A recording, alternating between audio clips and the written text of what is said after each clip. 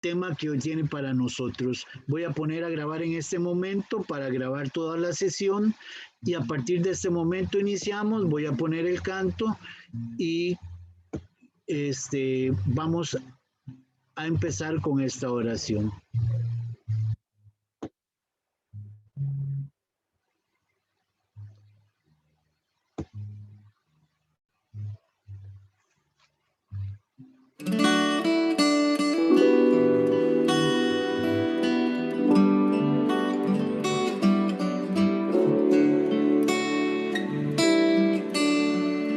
Espíritu de Dios,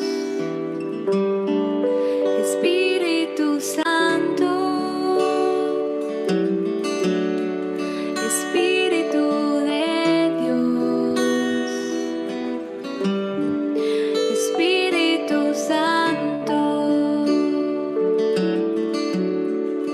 mi alma tiene sed de ti, mi alma tiene sed, Espíritu de Dios, Espíritu Santo,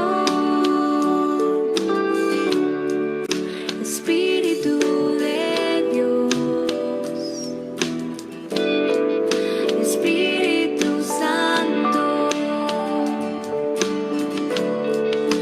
mi alma tiene sed de ti, mi alma tiene sed, Espíritu Santo, ven a arder, derrama tu fuego y tu poder, actúa en mí, actúa en mí, actúa en mí, Espíritu de Dios, Espíritu Santo, Espíritu de Dios, Espíritu Santo,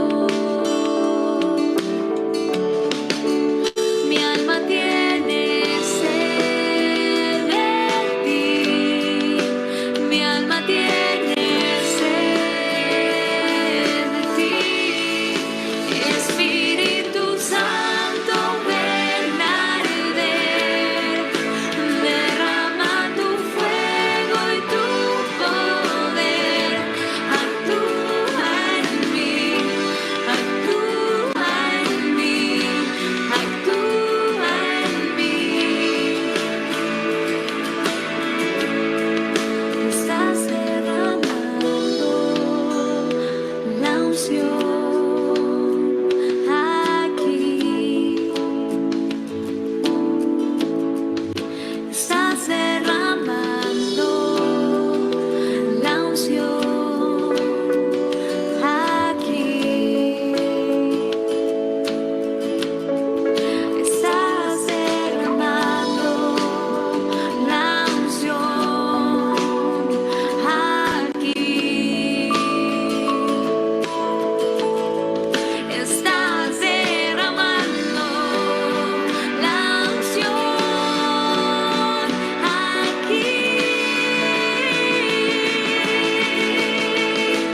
Espíritu Santo, ven a arder, derrama tu fuego y tu poder, actúa en mí, actúa en mí, actúa en mí, Espíritu de Dios, Espíritu Santo, Espíritu de Dios, Espíritu Santo.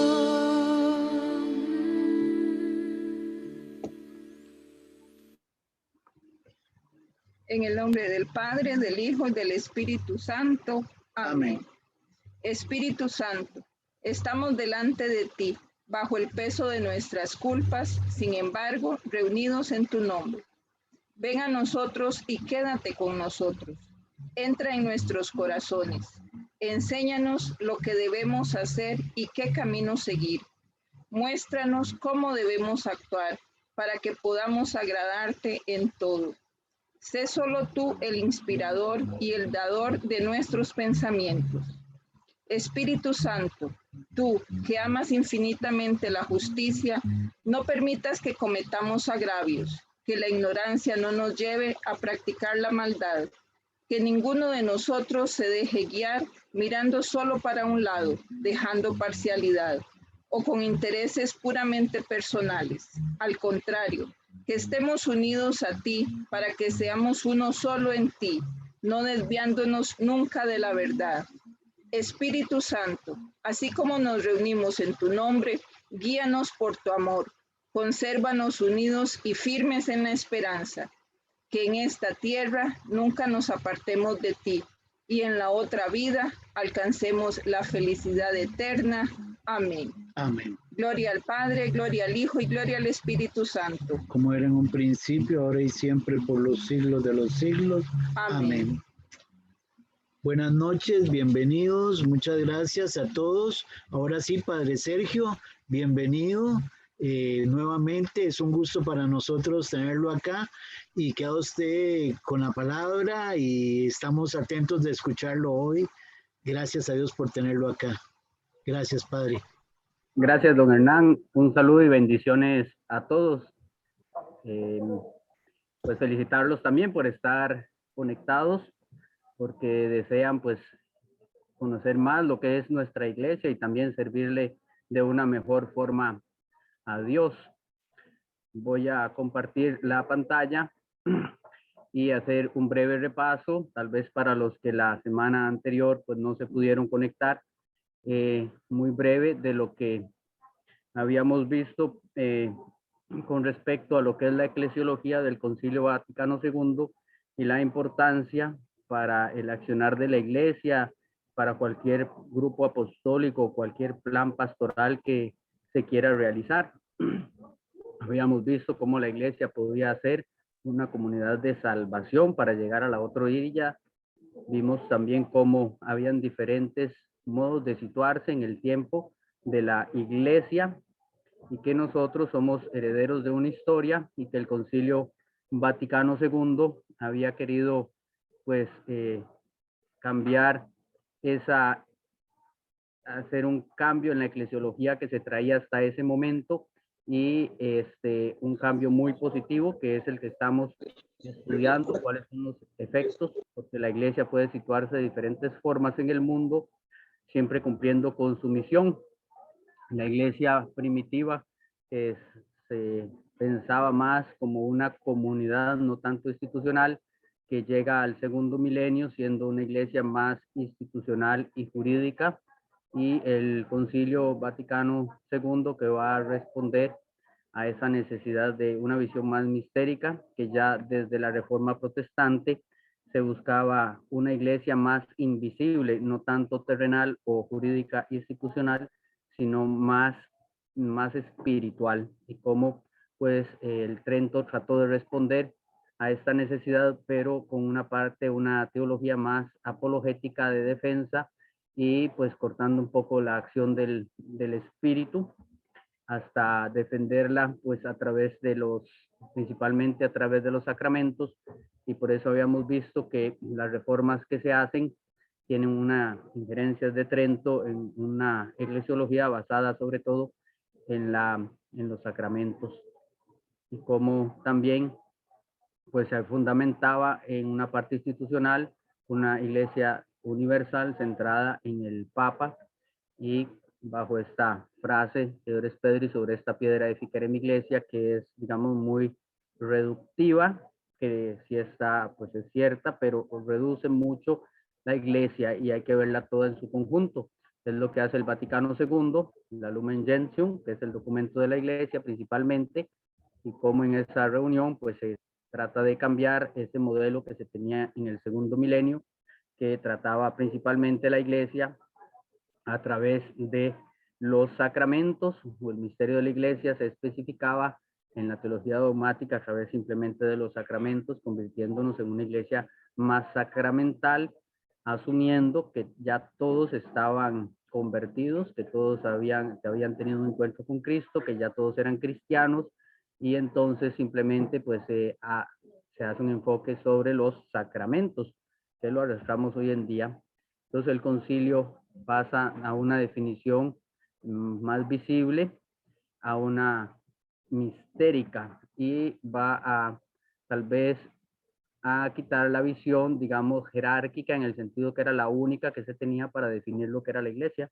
Eso lo habíamos visto, y lo hace colocando el pueblo de Dios, el capítulo del pueblo de Dios, primero que los servicios o estados dentro de la iglesia, sea sirviendo como el sacerdocio ministerial, el episcopado, los laicos, que vimos que era mejor decir bautizados, y los religiosos. Entonces, con ese cambio que hace en el capítulo 2, es toda una revolución copernicana de lo que es el misterio de la iglesia. Cambia totalmente toda la eclesiología del segundo milenio.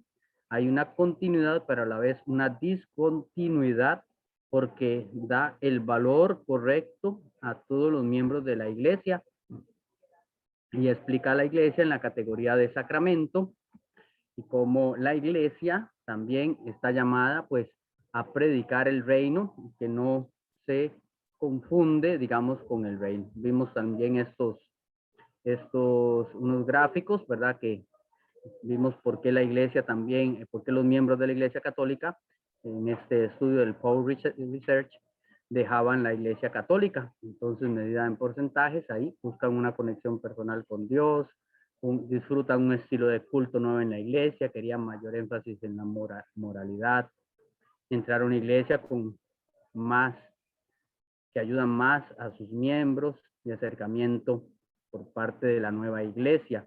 Bueno, todas estas cosas pues nos tienen que hacer pensar, ¿verdad? Porque nuestra iglesia no responde tal vez a esas necesidades que tiene. Se me quedó pegado, aquí está el otro. El porcentaje de quienes dicen que comparten su fe con los demás al menos una vez a la semana, y vemos siempre los católicos como la comparten, digamos, menos que con relación a lo comparten nuestros hermanos separados a una vez a la semana. Entonces siempre estamos como por debajo de esa línea. Y también el compromiso, nuestro compromiso con la iglesia, también siempre por debajo del compromiso que se suscita tal vez en otras experiencias religiosas. Todo eso pues nos tiene que hacernos preguntar qué es lo que nos está pasando. Bueno, cuando un modelo de iglesia no responde, ¿verdad?, a las necesidades también de la gente, no es que la iglesia tenga que cambiar, sino el modo de situarse, pues la gente busca otras experiencias, y ya sucedió en el segundo milenio, cuando la gente iba a misa, pero no participaba de la misa, sino que se ponía a rezar el rosario, y empieza a surgir la mariología como un proceso compensatorio. Vimos que la iglesia pues no se identifica con el reino, sino que lo señala, y está llamada a ser como esa semilla, ese signo, y se entiende mejor esta frase de San Cipriano, que de la iglesia no hay salvación, extra ecclesia nulla salus. Se va a hablar de semillas del reino, que en cualquier experiencia religiosa siempre habrá algunas semillas del reino.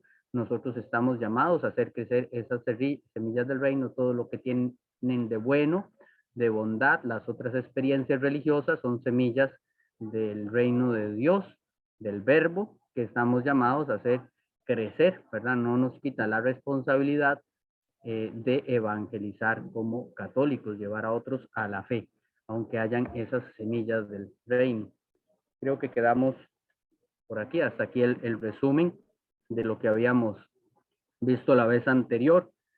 No sé si alguno quiere hacer algún comentario o alguna pregunta de lo que se había visto la vez anterior, o de los que vieron el video y tal vez no les quedó claro algún elemento. si quisieran hacer algún comentario, tal vez antes de continuar en la parte que vamos a tener. Sí, padre, yo quisiera hacer un pequeño comentario. A mí lo que me llamó mucho la atención es ese cuadro comparativo sobre nuestra iglesia y las iglesias protestantes o las no católicas.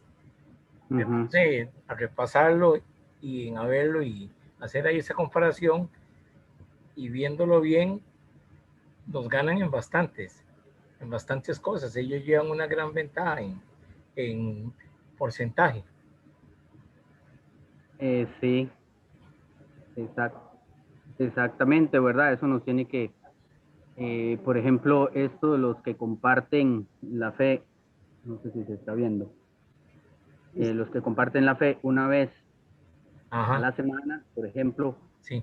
Por lo menos eso nos dice que parte de lo que nosotros heredamos es una iglesia basada nada más en los sacramentos. ¿Y qué nos dice eso? Bueno, reciba su primera comunión o reciba su confirma y ya usted cumplió. No nos habla de que usted tiene que ir y evangelizar o llevar la fe a otros o hacer esa presencia también en el mundo, ¿verdad? Entonces sí es muy cierto, ¿verdad? Algo nos tiene que decir que algo no estamos haciendo bien. No es que no se pueda, porque hay personas que lo están haciendo. Claro. Y se puede, ¿verdad? También hacer, llevar a otros también pues la experiencia de Cristo, ¿verdad? Algo está sucediendo. Claro, padre, perdón, pero también lo que a mí me dicen es que son muy pocos los que hacen eso. Porque sí es cierto que hay mucho católico en el mundo, en todos los países, pero esas cosas hacen una gran diferencia.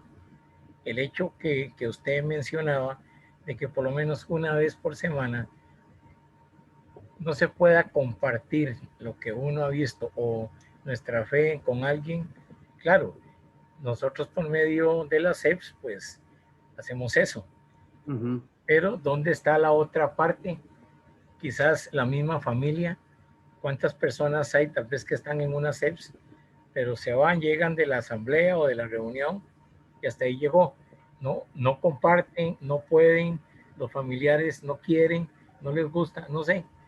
Algo está pasando, algo está sucediendo que está haciendo pues que esto se vayan apagando. No sé si llamarlo así, en esa forma. Sí, exactamente, sí, eso es un problema, digamos, incluso, bueno, la fe también cuando uno la comparte nos crece. Podríamos preguntarnos, autoevaluarnos, por ejemplo, de esto que, estas formaciones que hemos ido teniendo, bueno, ¿cuánto lo hemos compartido con otra persona o no lo hemos dejado para nosotros mismos? ¿Verdad? Porque ya eso es misión, ¿verdad? Es compartir mi fe. Ya voy conociendo más qué es la iglesia y para qué está la iglesia en el mundo y que yo formo parte de esa iglesia, ¿verdad? Son cosas que estamos llamados como a ser más misioneros, incluso dentro de la misma CEP, ¿verdad? De los que tal vez no pudieron conectarse o los que se han conectado. Bueno, por ahí creo que... Padre, perdón. Doña Lidy Salas levantó la mano. Doña Lidy. Hola. Buenas. Buenas. ¿Aló? ¿Me escuchan? La escuchamos. Una cosa que yo siempre he sentido que la iglesia ha fallado es en esto de evangelizar, porque yo me acuerdo de los protestantes desde pequeñita llegar a tocar las puertas, y ya uno a estas alturas es muy difícil ir a tocar puertas. Sin embargo, esto de la tecnología nos ha ayudado bastante, porque, por ejemplo, yo en este momento empecé mandando el evangelio a las 5:30 de la mañana, 6, a dos grupos, y ya voy por 17 y me dan las gracias. Entonces digo, bueno, por lo menos estamos haciendo algo, pero ir a tocar puertas, que es lo que yo considero que uno debe hacer, es tan difícil. Ese tipo, llevar la evangelización, llevar la fe como lo hacen los hermanos separados, decía uno antes siempre, bueno, todavía se dice los hermanos separados, pero estas formaciones nos ayudan mucho. Yo veo, por ejemplo, en la pequeña comunidad Nosotros hoy hicimos el rosario y mis compañeras todas contentas porque yo, como dijo el padre al inicio, la primera semana del curso, que hay que ponerle amor y ambiente a las cosas. Yo trato de hacer eso y sí nos ayuda porque, por ejemplo, hoy ellas muy contentas todas y lo recuerden siempre que tenemos que estar en comunidad como empezó Cristo a evangelizar. Pero sí ha habido un fallo en la iglesia que siento yo, no sé, algo muy personal, que ir a tocar puertas a uno como que ya le cuesta ir a tocar, esa soltura de ir a tocar las puertas, pienso yo, no sé. Sí, exactamente, muchas gracias. Sí, eso nos hace falta y a veces incluso ni siquiera saliendo, ¿verdad? A veces tenemos reuniones de familia o lugares donde tenemos interacción social que nosotros no mostramos nuestra fe, ¿verdad? Y nos hace falta esa parte. Gracias por la intervención.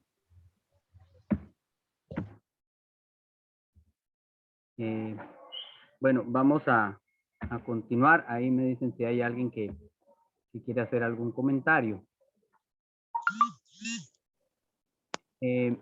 Entonces, estábamos viendo cómo el misterio de la iglesia, el concilio se pregunta, ¿quién eres tú, iglesia? Y responde con la Lumen Gentium.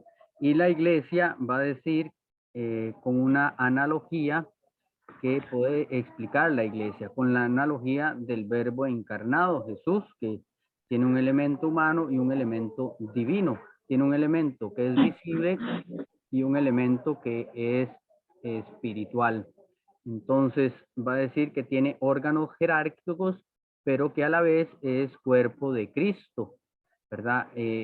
Sin, digamos, hacer una división diciendo, bueno, entonces órganos jerárquicos, el Papa y los obispos y sacerdotes, y cuerpo místico todos, ¿no? Porque todos estamos integrados, igual que en Cristo, ¿verdad? Que no se puede decir esta parte es humana o esta parte es divina, sino que está unido el verbo a la humanidad, ¿verdad? No hay una división. Está compuesta por una asamblea visible y la comunidad también espiritual, ¿verdad? Que, digamos, va más allá de los que están visiblemente dentro de la iglesia o bautizados. Y también cambia un poco el lenguaje de Trento, va a hablar de la iglesia terrestre y la iglesia enriquecida por los bienes celestiales.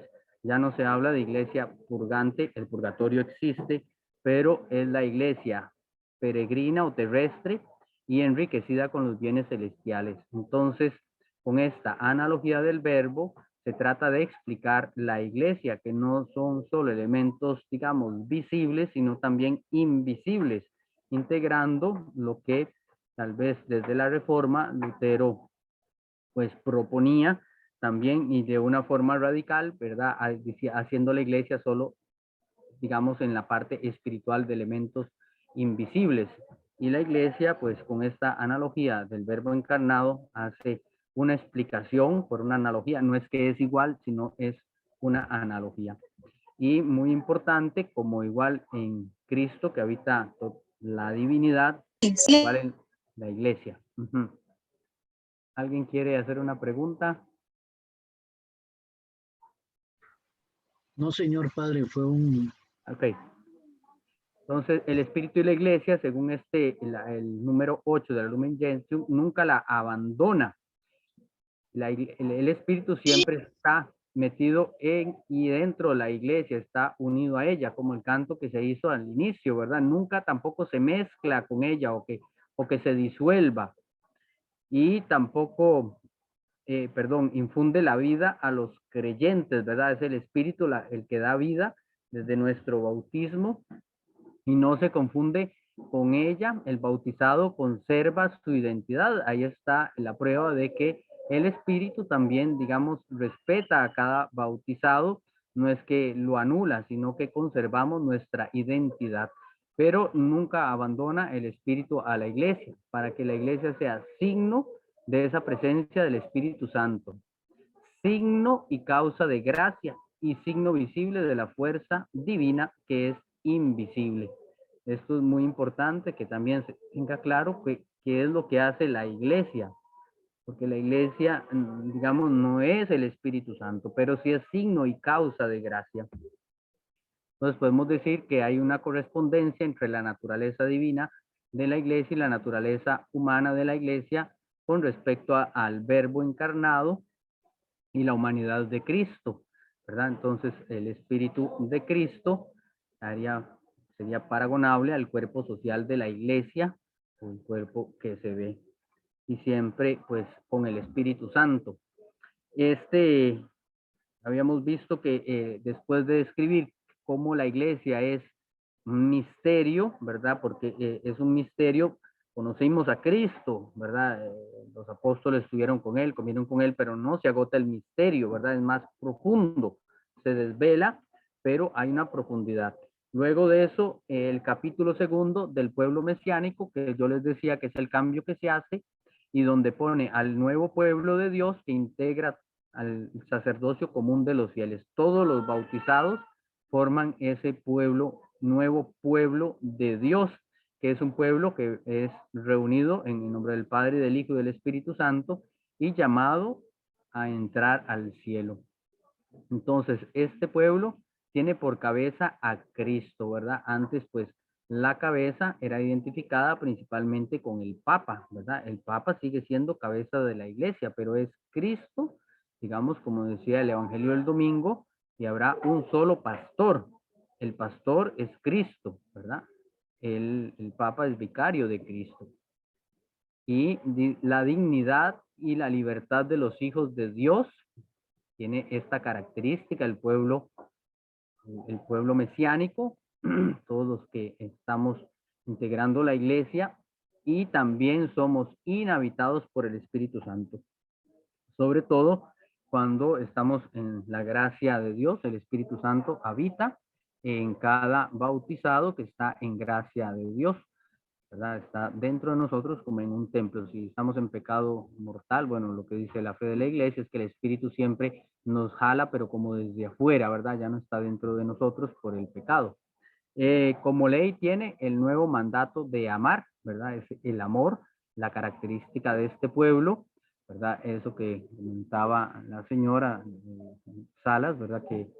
Que había que también mostrarlo, ¿verdad? También y ser detallistas, toda esta parte del amor, tal vez a nosotros nos falta, ¿verdad? Es diferente cuando llega un nuevo cristiano a una de estas pequeñas denominaciones que cuando llega un nuevo cristiano a nuestra iglesia, ¿verdad? Que pasa desapercibido, ¿verdad? Si llegó nuevo, nadie lo conoce. Por lo menos ahí en Santa Elena, cuando vienen de visita, yo les digo que se pongan de pie, ¿verdad? Los que nos visitan de otras comunidades, y eso le llama mucho la atención a las personas que están visitándonos, porque, digamos, forman parte de la iglesia, es reconocer que ellos también son iglesia, que tal vez son incluso de otra diócesis, pero es el amor también, ¿verdad? El amor muy importante para la evangelización. ¿Y cuál es el fin? ¿Para qué está este pueblo? Para dilatar más y más el reino de Dios. ¿Qué es eso? O sea, para dilatar es expandir, hacer crecer el reino de Dios. El reino de Dios inicia aquí en la tierra, ¿sí? Con los que están cercanos, pero también con los otros que están lejanos, ¿verdad? También eso llama la atención, ¿verdad? Como a veces en una familia que está tal vez muy débil su fe, muy débil sus fundamentos, alguien se convierte a una de estas denominaciones y convierte a toda la familia, se los lleva, ¿verdad? Los arrastra, porque se vuelven también expansivos, misioneros, ¿verdad? A veces como picullas, nosotros no, ¿verdad? Somos como más tranquilos y no somos tal vez tanto incisivos en eso que nos toca hacer. En este capítulo 2 hay unos temas muy importantes, ¿verdad? El sensus fidei, los carismas, el sacerdocio común, el Lumen Gentium 10 y 11, y cómo pertenecer también a la iglesia. Entonces, esos temas están ahí y nos va a hablar del sacerdocio común, que se ordenan el uno al otro, al único sacerdocio de Cristo. Ahorita esto lo voy a explicar un poco más. Este sacerdocio común, pues ya habíamos dicho, es el fundamento de la vida cristiana. ¿Cómo ejercer ese sacerdocio común? Todos nosotros que tenemos en común que somos bautizados y somos sacerdotes? Bueno, primeramente a través de la Eucaristía y los sacramentos. Sí, sabemos que la Eucaristía es culmen y fuente de la vida cristiana, pero no solo eso, también en la oración. En la oración también muy necesaria, bueno, sí, el rosario, pero también el concilio recomendó, por ejemplo, la liturgia de las horas a, a todos los fieles, no solo los sacerdotes, ¿verdad? El rezo de laudes, vísperas o completas. Y pues la lectura también de la palabra de Dios está dentro de esta oración, la lectura también del catecismo, ¿verdad? Que a veces también desconocemos el catecismo. En la acción de gracias también ahí ejercemos nuestro sacerdocio común, en una vida santa y en la abnegación y la caridad también, que esto visibiliza más la iglesia sin necesidad tal vez de hacer propaganda, pero son estos puntos a través de los cuales vamos a ejercer nuestro sacerdocio común. Padre, Sí. doña Rosa levantó la mano. Ah, bueno. Doña Rosa, por favor.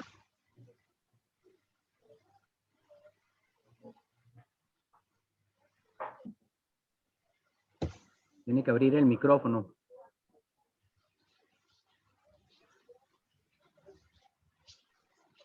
No.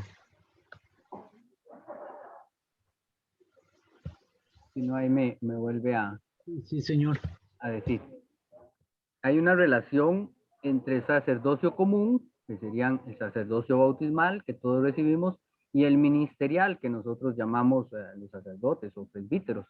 Difieren en esencia y no en el grado. En el grado, digamos, significaría que sería como más importante ante la misma, digamos, dentro de la misma iglesia, un sacerdote que un bautizado. Y la diferencia es en la esencia, no en el grado de importancia, que ya vimos que todos, la mayor dignidad es ser bautizado. Entonces, el sacerdocio común es una condición que nos habilita para ofrecer sacrificios espirituales a Dios, para adorar a Dios, para ofrecer ese sacrificio agradable a Dios, como el pueblo del Éxodo que buscaba ofrecer su sacrificio. Pero para que poder ofrecer este sacrificio, el pueblo de Dios ocupa de un sacerdocio ministerial, ¿verdad? Un sacerdote que pueda ofrecer el sacrificio. Y ahora sabemos que no hay sacrificios de toros ni de ovejas, sino el sacrificio que ofrecemos es Cristo mismo, el sacrificio de Cristo en la cruz que se hace presente. No es una condición esta del sacerdocio de superioridad, ¿verdad? Que le ponga el pie encima a las otras personas. No es una condición de superioridad, sino que está al servicio del pueblo de Dios. Lo que hace es un servicio a los fieles, porque Él preside la Eucaristía. Por eso en una Eucaristía se dice recibamos al que preside la Eucaristía. No es conveniente decir recibamos al celebrante, porque todos celebramos la Eucaristía.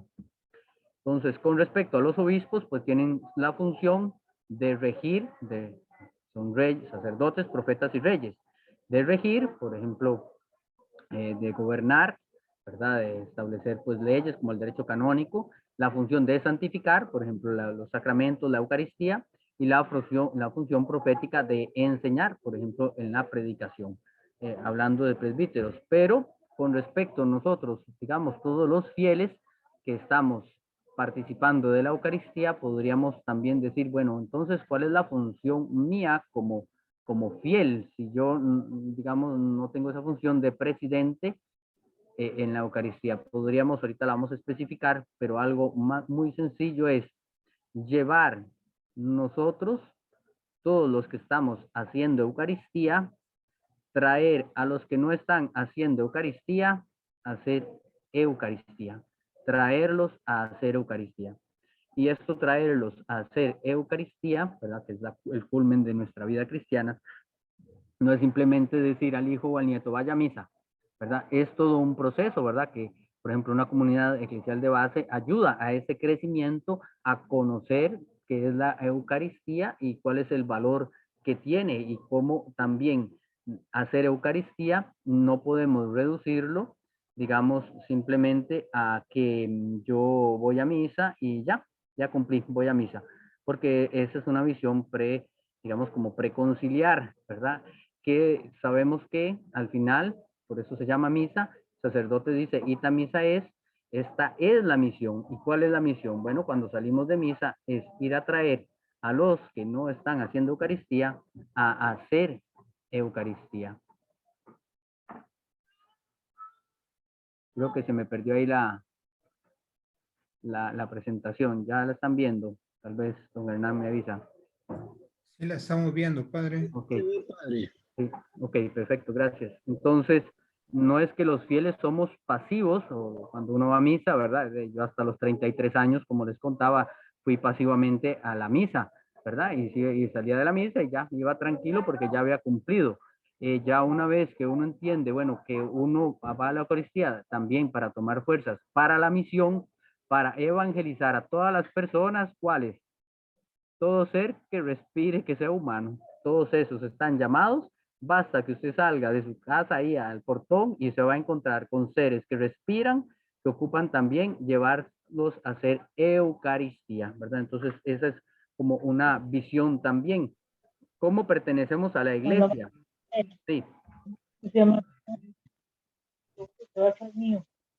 Cuando ven que va como vamos, no está en la fila. No les...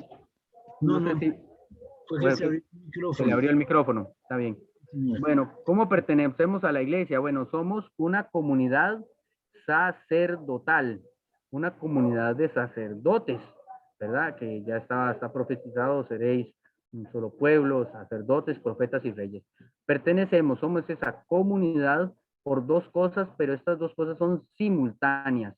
Los sacramentos, y sobre todo hay dos principales, que es el bautismo y la Eucaristía, sobre los cuales se edifica la iglesia, ¿verdad? Nos recuerdan el costado abierto de Cristo, y la virtud simultáneamente nos incorporan a la iglesia de Cristo. Esto también lo aclara el catecismo. No pertenecemos a la iglesia simplemente por el bautismo, ¿verdad? Porque nos encontramos abuelitas que quieren robarse al chiquito para llevarlo a bautizar sin que la mamá se dé cuenta porque el chiquito está con un animalito que no se ha bautizado.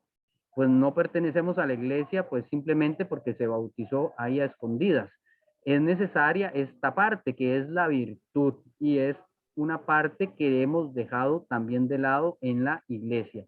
La fe, la esperanza y la caridad. Por ejemplo, el sábado tuvimos una formación, también un retiro de Pascua con nuestro obispo, Monseñor Oscar. Y entonces él nos contaba ahí que les había preguntado a algunos, bueno, ¿cuál es su fe? ¿Cuál es su fe? Y pues la gente, pues sí, yo creo en Dios, pero si usted le pregunta a un musulmán, ¿qué le va a decir? Sí, yo creo en Dios, ¿verdad? Y si le pregunta mucho, le va a decir yo creo en Dios. Entonces también no damos razón de nuestra fe, de nuestra esperanza. Y nuestra fe es el credo y saber explicar el credo, porque si no, entonces no tengo fe, ¿verdad? Cualquiera que me presente cualquier opción, pues fácilmente me voy a ir, porque no creo no creo ni que nació de la Virgen, no creo en la comunión de los santos, no creo en muchas cosas, no creo en la iglesia, que es una santa católica y apostólica, entonces no tengo ni fe ni esperanza tampoco, que espero. Espero entonces cualquier cosa que me cause sensaciones, que me cause alegrías y no crezco en la virtud y mucho menos en la caridad, ¿verdad? En la iglesia pues tenemos poca caridad, poco se muestra esa caridad, ¿verdad? Por ejemplo, ahorita nosotros estamos tratando de hacer este proyecto en la iglesia de amor al enfermo, junto con el padre Salas, que está conmigo, de dotar de sillas. Ya tenemos 3 meses de estar aquí en Santa Elena y ya tenemos 3 sillas de ruedas y 12 camas ortopédicas. Esa es caridad, buscar cómo ayudar a las personas enfermas que lo necesiten. De las 3 sillas de ruedas, hoy prestamos ya la 3ª silla de ruedas, o sea, ya no tenemos silla de ruedas. Eso es mostrar el crecimiento en la virtud, pero no solo misa y sacramentos, sino crecemos en la virtud, ¿verdad? Esto es muy importante de cómo pertenecemos a la iglesia, no pertenecemos a católicos porque somos practicantes, porque vamos a misa y ya, ¿verdad? Eso nos falta todavía mucho de crecimiento, ¿verdad? Somos sacerdotes, profetas y reyes, esto lo vimos un poco la vez anterior, ¿verdad? Lo voy a explicar un poquito más, profética en la vida, un protagonismo, regia en la vida, en las virtudes, sobre todo en la santidad, ordenando las cosas a Dios, y sacerdotal en la liturgia, ¿verdad? Y ahí se nos muestra también la comunión, que la liturgia también, por ejemplo, en una SEP se puede celebrar la liturgia. Por ejemplo, la liturgia de las horas se podría celebrar en una SEP, que es una oración litúrgica también, ¿verdad? Entonces tenemos estas formas que ahorita vamos a profundizar un poco más. Si alguien quiere hacer alguna pregunta, pues levanta la mano ahí a través de la plataforma. Hola. Hola, doña Lidia. Padre, usted ahora que habló, cuando cuando le hacen una pregunta a uno, ¿qué es la fe? Y que a veces no sepamos contestar. Verás que yo últimamente con mi comunidad lo he estado practicando, porque yo, por ejemplo, ahora les pregunté, ¿y qué es la Pascua? Y ninguna, todas se me quedaban como calladas. Y yo, no, es que tenemos, un día esto estaba viendo un documental de Bill Gates, decía, si usted estudia algo y no se aprendió una frase, por lo menos, no memorizó, uno tiene que memorizar cosas, decía él. Si lee por leer, no hizo nada. Entonces yo me estaba dando la tarea de que, por ejemplo, ¿qué es la Pascua? Entonces les digo, es tan fácil, ustedes tienen que dar una respuesta clara. Entonces ya les di la respuesta. Bueno, no sé si yo creo que sí se las di la correcta. Yo les di, son poquitas palabras lo que tienen que explicar. Fue la liberación del pueblo, de los judíos, de la liberación de Egipto, de la esclavitud de Egipto, y por eso celebran. Ellos hacen esa fiesta en celebración de esa liberación. Entonces, y así es todo. Si uno no se aprende algo, si usted me pregunta a mí qué es la fe, entonces yo tengo que dar una respuesta. Eso es lo que siento que nos ha faltado, bueno, por lo menos a la gente que yo conozco y a la gente más allegada, que uno le hace una pregunta y no le saben dar una respuesta. Eso es lo que hay que aprender. Si aprendemos algo, saber una respuesta de lo que estamos conversando. Siento yo, no sé. Usted Sí, me dice. Muchas gracias, correcto, sí, porque sí, tenemos que crecer efectivamente en esas virtudes, ¿verdad? Porque, digamos, tal vez incluso, pues no basta simplemente de asistir a la comunidad, a la SEP, ¿verdad? Sino hay que crecer en estas virtudes, ¿verdad? Sí, efectivamente, la fe da razón de nuestra esperanza, dice el apóstol, ¿verdad? Y efectivamente, pues es una forma buena esa que usted, una pedagogía, ¿verdad? De aprender y crecer, ¿verdad? Porque, por ejemplo, nos pasa ahorita con los que se van a confirmar, los muchachos, ¿verdad? Es una pena porque de ahí se aprenden tal vez algo para la confirma, pero cuando, digamos, usted los ve que están creciendo en la virtud y se meten maduramente a servir en la iglesia a través de esas virtudes que crecieron, ¿verdad? Entonces sí, pues efectivamente nos hace falta ese crecimiento en la fe, en las virtudes, ¿verdad? Aquí las tres teologales, sabemos que son las tres teologales, pero hay otra serie de virtudes que se derivan de ellas, ¿verdad? Aquí está como el resumen. Bueno, ¿qué hace el Concilio Vaticano II? Entonces, resumiendo aquí y cómo se aplica y cómo lo ha tratado de aplicar hoy en día los papas a través de los documentos.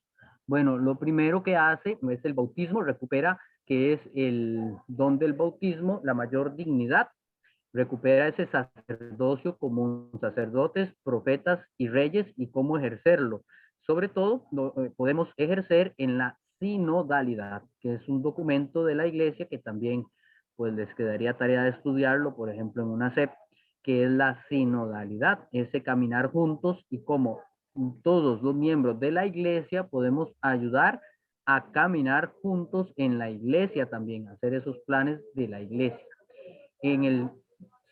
Recupera también el sensus fidei, el sentido de la fe de los fieles, de todos los fieles. ¿Qué significa eso?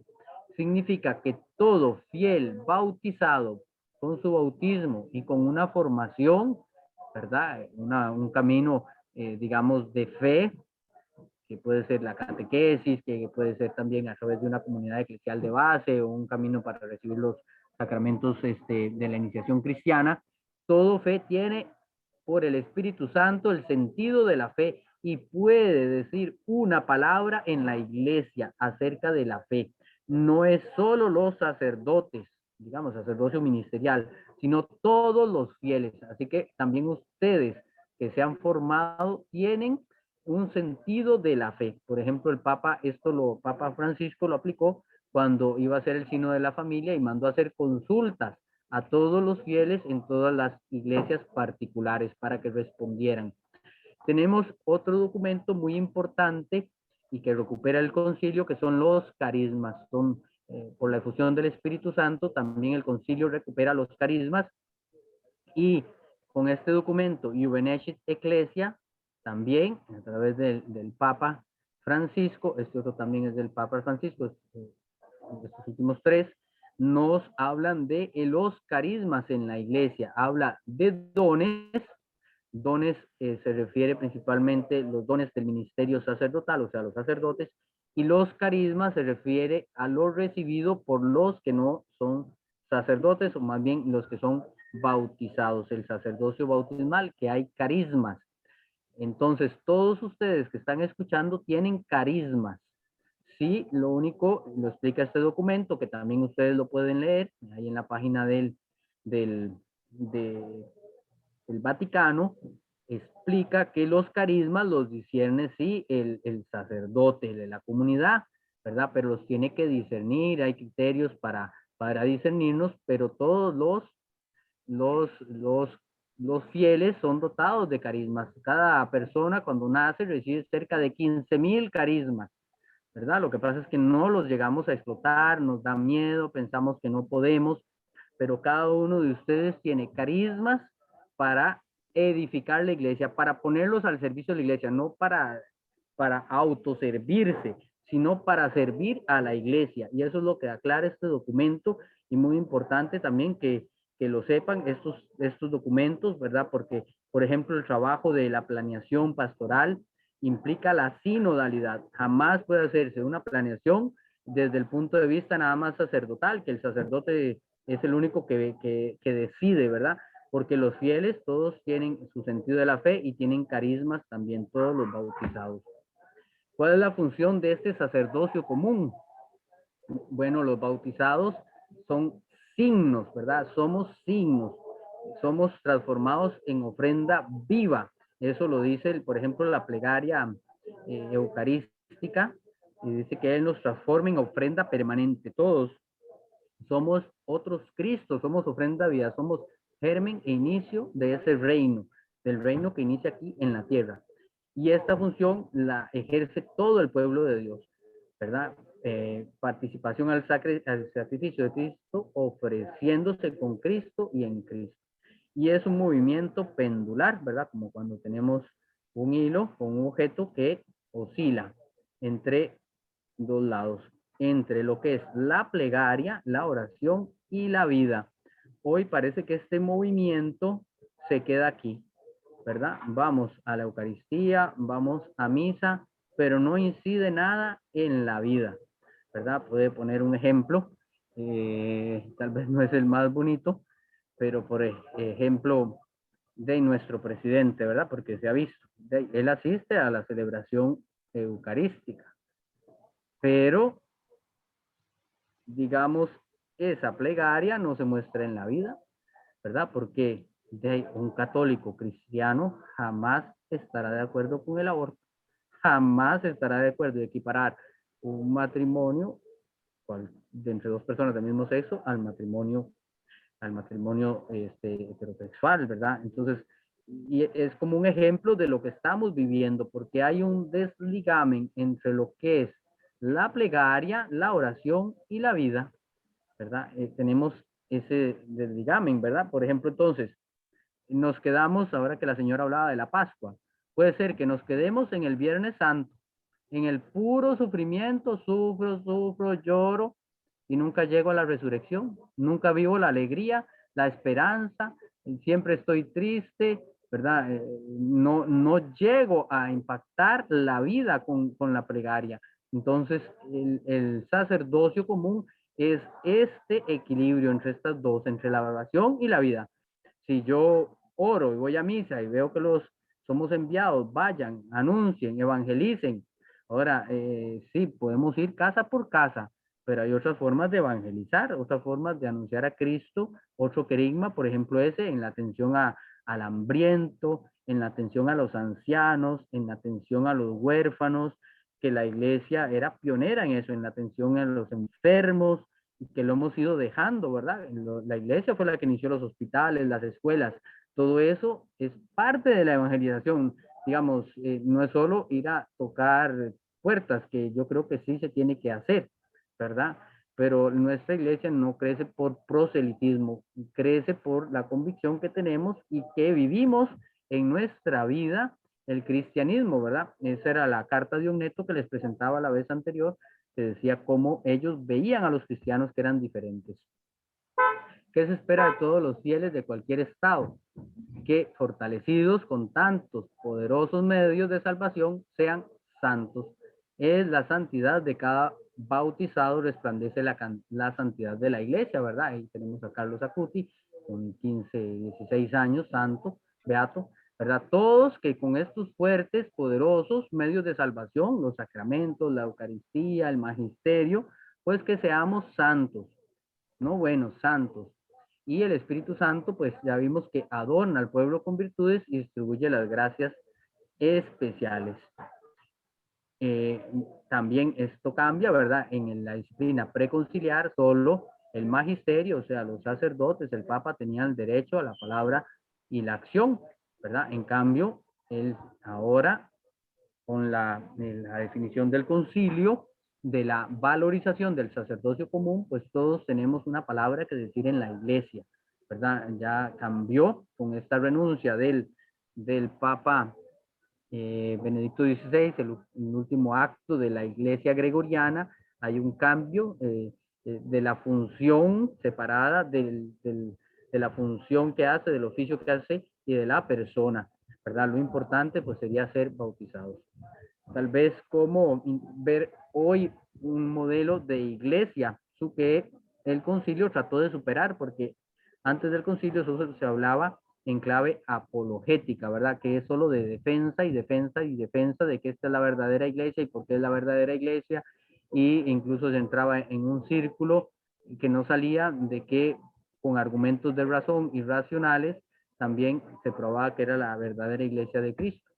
Pues hoy podemos hacerlo a través de las etapas del misterio, que la iglesia es como un instrumento del misterio, no es la causa, pero un instrumento. Tenemos una etapa de ocultamiento, ¿verdad? En el Antiguo Testamento, a través de las diferentes alianzas que se fueron realizando y que encuentra una manifestación a través de Jesús, que revela y tiene sus destinatarios, y hay una etapa de una propagación misionera en el IT, que envía a todos, ¿verdad? A todos, no solo a los apóstoles, sino a todos, a esa propagación misionera. A los inicios la iglesia era más misionera, después ya vimos con la historia, con la cristiandad, ya se asumió que todos eran cristianos, ya se dejó de evangelizar, y hasta la consumación, ¿verdad? La consumación, aquí hay una palabra técnica que les explicaba la vez anterior, la escatológica, que significa la consumación del reino, cuando Cristo venga por segunda vez. Entonces, a través de estas etapas del misterio podemos entender también el misterio de la iglesia, como Dios tiene un plan que primero está como oculto, ¿verdad? Está oculto en el Antiguo Testamento, también todo el plan de Dios se va revelando y hay un envío para propagarlo hasta la consumación, ¿verdad? Entonces, con estas etapas del misterio vemos cuál es la razón de ser de la iglesia. Podemos también verlo a través de la intersección de dos líneas, ¿verdad? Hay un momento histórico que podemos decir que es la fundación de la iglesia en la historia, en un tiempo determinado, ¿verdad? En el año 0, podemos decir, el nacimiento de Cristo, el dinamismo vertical de la encarnación, entra Cristo en la historia, ¿verdad? Hay uno vertical, ¿verdad? Que es el plan de Dios que se encarna, y la historia, nuestra historia humana. A través de esos dos ejes podemos ver que hay diferentes eventos, una eclesiología con la línea de encarnación y la línea de la historia. Entonces vemos que hay una preexistencia, estamos de Cristo, ¿verdad? Que es antes de todos los siglos, y que empieza a manifestarse de forma vedada, ¿verdad? Por ejemplo, los cánticos de Isaías del siervo sufriente, hasta que aparece el evento Cristo en la encarnación, su predicación, muerte y resurrección, ¿verdad? Después de ese evento sabemos que hay otro que es la iglesia, ¿verdad? Que Cristo, después del evento Cristo, surge la iglesia como la primera creación del Espíritu Santo, ¿verdad? Así se veía desde el credo, cuando nosotros decimos, creo en Dios Padre, creo en Dios Hijo y creo en Dios Espíritu Santo, esa es nuestra fe y ese credo es diferente, digamos, el nivel de creencia en la iglesia, porque creemos en la iglesia como la primera obra del Espíritu Santo.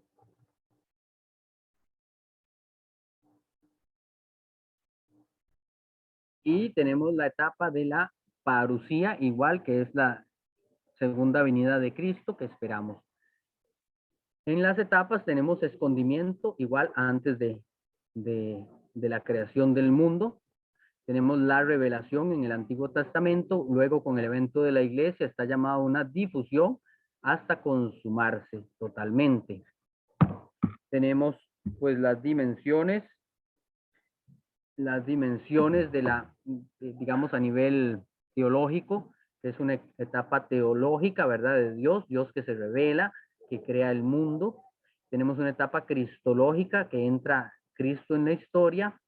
Y tenemos una etapa eclesiológica del misterio de la iglesia, reunión de todos los creyentes en Cristo y que va hacia una consumación. Digamos, esto es como un resumen también de la visión que da el concilio.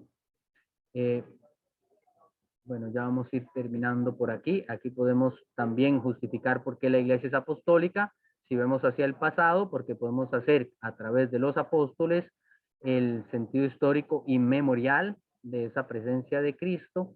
Católica hacia el futuro, en la línea de la historia, de la salvación, porque tiende hacia toda la humanidad, y ecuménico y escatológica, que va a terminar, ¿verdad? Consumando cuando Cristo sea todo en todos. Y sobre la línea de la encarnación, la línea vertical, podemos hablar de las notas de la iglesia, de la santidad, ¿verdad? Iglesia una, santa, católica y apostólica. Tenemos desde la línea de la encarnación, desde lo alto, la dimensión de la santidad, mistérico, sacramental, y desde abajo, la neumática carismática, que busca la unidad, todos los carismas, y el espíritu, que busca que todos seamos uno en Cristo. Bueno, para ir concluyendo, muy importante la continuidad entre el reino predicado por Cristo e instaurado en su ofrecimiento, ¿verdad? Cristo predica el reino y ese reino lo lleva a su consumación a través del sacrificio en la cruz. Cristo se ofrece y en la cruz da su espíritu. Padre, en tus manos encomiendo mi espíritu. La iglesia, que de aquel ofrecimiento en la cruz es el fruto, ¿verdad? El concilio dice, la iglesia nace del costado abierto de Cristo en la cruz. Entonces, también esto, si vemos desde el punto de vista cristológico, desde el punto de vista del espíritu, podríamos ubicarlo en Pentecostés. Es posible por la fuerza del espíritu que constituye a la iglesia como signo anticipado del reino.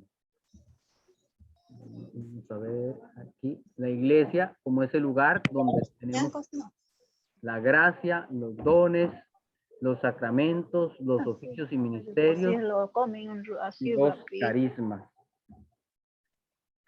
Que los carismas y los sacramentos no hay una diferencia en el sentido de que no se oponen, sino que tienden a hacer la iglesia una y santa, ¿verdad? Es una gracia que vienen del Espíritu para que la iglesia sea una y santa.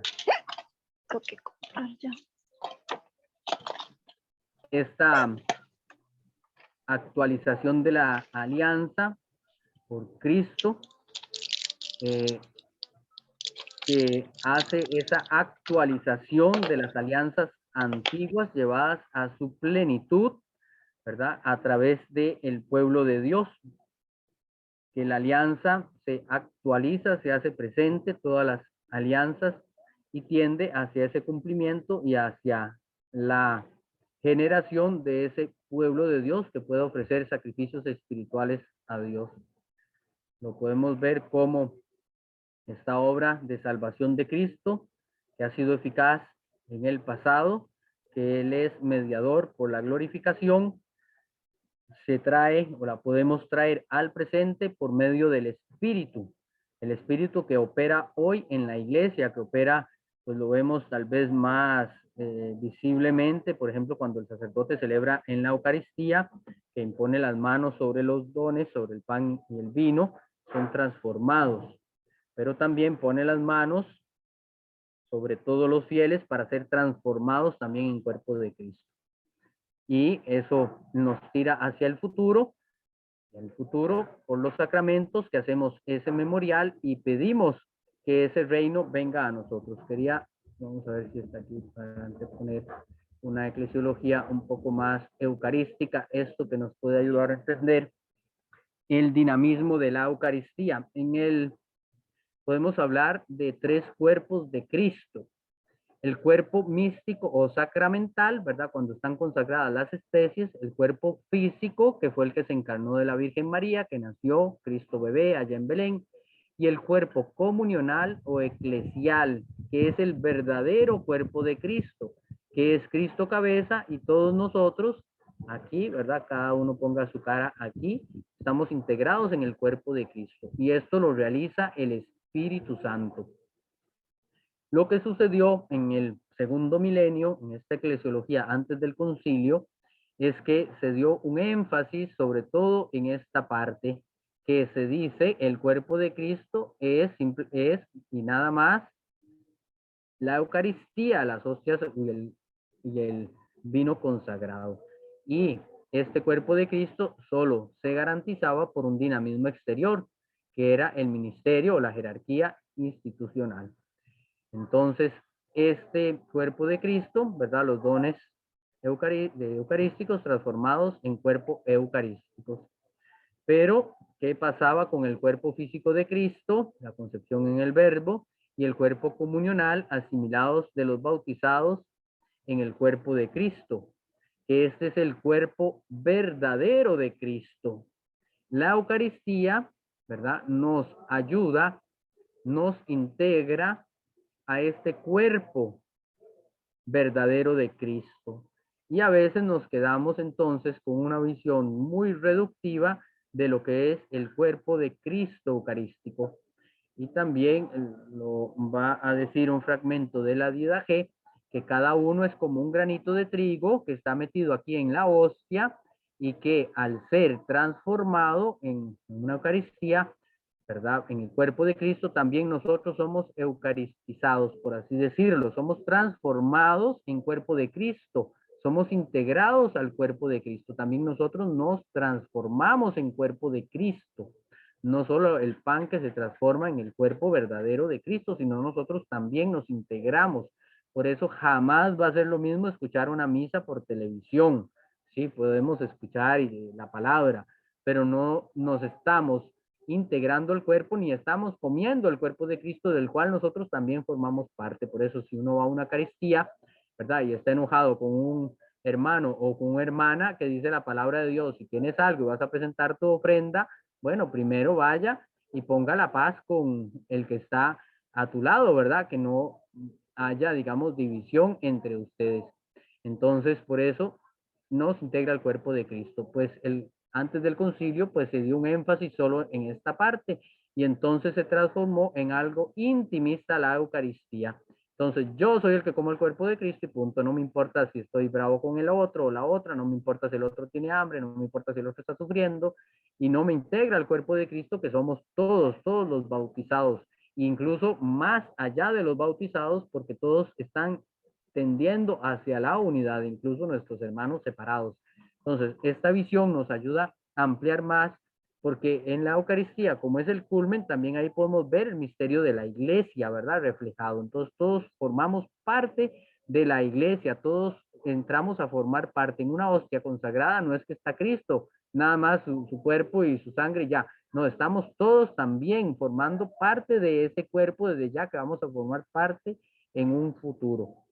Bueno, tal vez lo dejamos aquí. Yo quiero agradecerles también por la oportunidad. Les puedo ahí tal vez escribir o lo escribe mi correo, don Hernán, por aquello si alguien quiere hacer alguna consulta o que le aclare un poco más, tal vez en 45 minutos, pues será un poco difícil resumir toda la historia, ¿verdad? O en 90 minutos de la iglesia y del misterio. Mi correo es Sergio Italia 68, tal vez a ese correo que me queda más fácil, sergioitalia68@gmail.com.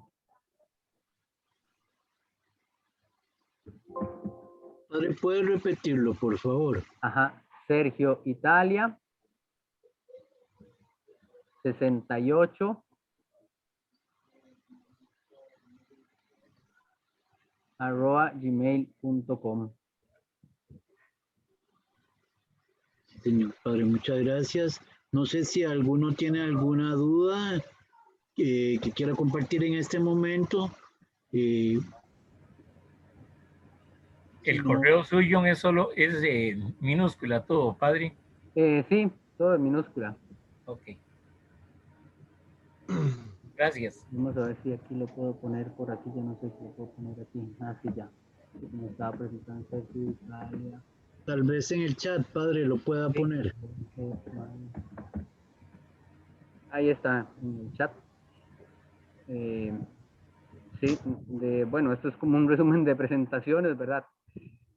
Tengo como tal vez unas 30 presentaciones y aquí están como resumidas tal vez en la parte más importante, ¿verdad? De lo que es la iglesia, pues animarlos tal vez a vivir más la iglesia, a entrar a conocer más también su misterio y para saber también qué es la iglesia, en qué estamos metidos y hacia qué estamos llamados, hacia dónde vamos. También esa parte tal vez nosotros sacerdotes la hemos quitado un poco de la vida del cristiano, que también nos afecta, que es la parte, digamos, final, escatológica, o sea, hacia dónde vamos, vamos hacia el cielo. Entonces tratamos de resolver todos los problemas de aquí de la tierra, nada más, ¿verdad? Y nos olvidamos que estamos en camino hacia el cielo, ¿verdad? Yo les comentaba esa palabra parroquiai, que viene de comunidades de forasteros que viven esta tierra, pero sabiendo que la verdadera es el cielo, la patria verdadera es el cielo, somos ciudadanos del cielo.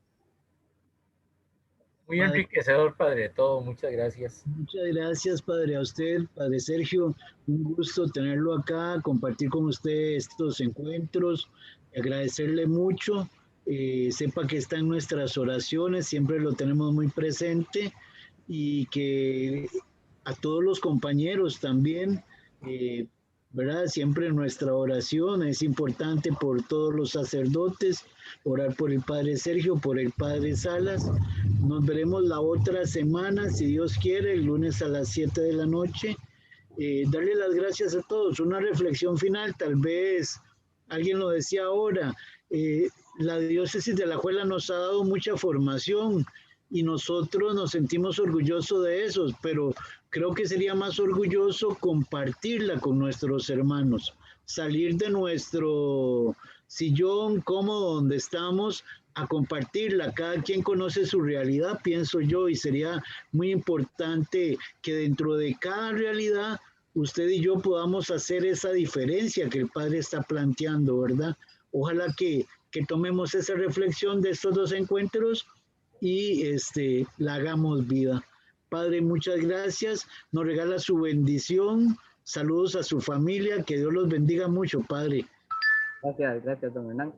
Muchas bendiciones y los felicito por estar conectados también y querer crecer en la fe. Gracias, Padre. Muy linda la explicación de hoy. Usted la vuelven a pasar para repasarla, ¿verdad? Sí, señora, si Dios quiere. Muchas gracias. Buenas noches. Vamos a recibir la bendición. No nos vayamos todavía. Ok. Está bien. Bueno, les voy a dar la bendición. Gracias y también muchas gracias a don Hernán y a todos los coordinadores, al Padre Claudio también. El Señor esté con ustedes. Y con tu espíritu. Y la bendición de Dios Todopoderoso, Padre, Hijo y Espíritu Santo, descienda sobre ustedes y los acompañe siempre. Amén. Glorifiquen al Señor con sus vidas, pueden ir en paz. Aleluya, aleluya. Aleluya. Gracias, Señor. Aleluya. Aleluya. Bendiciones. Buenas noches. Noches. Buenas noches. Buenas noches, bendiciones, Dios me los bendiga. Amén. La Buenas noches próxima a todos. semana conectados todos. Bendiciones. Amén. Amén. Buenas noches a todos, que Dios los bendiga. Dios me los bendiga a todos. Buenas noches. Buenas Buenas noches. noches, que descansen. Buenas noches. Jesús está vivo y estamos aprendiendo cada día más. Amén. Gloria a Dios. Hernán.